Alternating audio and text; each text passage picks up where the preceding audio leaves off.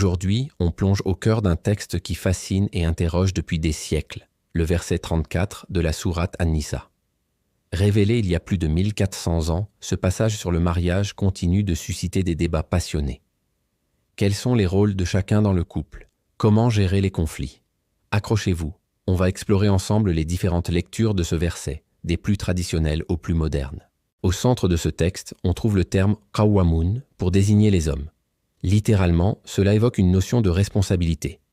Ils sont ceux qui pourvoient aux besoins de la famille, qui protègent et soutiennent le foyer.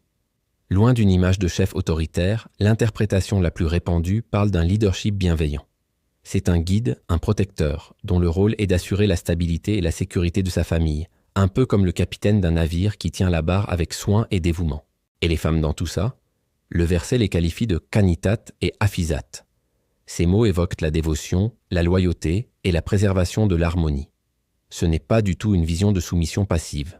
Au contraire, il s'agit d'une coopération active et essentielle. La femme est vue comme la gardienne du foyer, celle qui préserve l'intimité du couple et contribue activement à l'équilibre et à la sérénité de la famille. C'est une vision de partenariat où chacun a un rôle crucial à jouer pour que l'ensemble fonctionne. Mais que se passe-t-il quand les choses se compliquent? Le verset aborde aussi la question des tensions dans le couple, ce qu'on appelle le nushuz. Et là, il propose une méthode de résolution en 3 étapes. La première, c'est le dialogue. On se parle, on s'explique, on essaie de comprendre l'autre. C'est la base de toute relation saine. Si ça ne suffit pas, la deuxième étape est une mise à distance, souvent interprétée comme le fait de faire chambre à part. C'est un moyen de prendre du recul, de laisser la tension redescendre pour mieux se retrouver. Enfin, la troisième étape est celle qui fait le plus débat, et nous y reviendrons avec les lectures contemporaines. Justement, qu'en disent les experts aujourd'hui? Ils apportent un éclairage vraiment nouveau. Des sociologues des religions, par exemple, insistent sur le fait que le rôle de qawwamun est avant tout une responsabilité de service. L'homme n'est pas un dominateur, mais un serviteur de sa famille, celui qui prend soin des siens.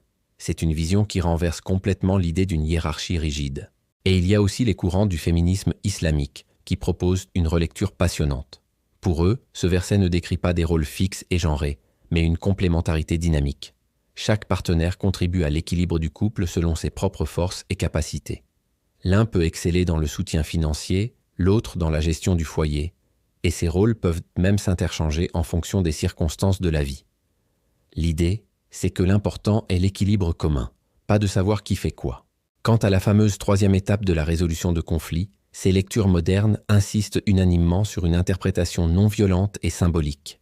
L'objectif ultime, rappelle-t-elle, est la réconciliation et la préservation du lien conjugal, pas la punition. La violence physique est explicitement condamnée par de nombreux autres enseignements du prophète. Le message central du verset devient alors limpide. La patience, la communication et la justice sont les piliers d'un mariage solide. Si l'harmonie est restaurée, toute mesure corrective doit immédiatement cesser. La priorité absolue est de retrouver la paix. Alors, que retenir de tout ça?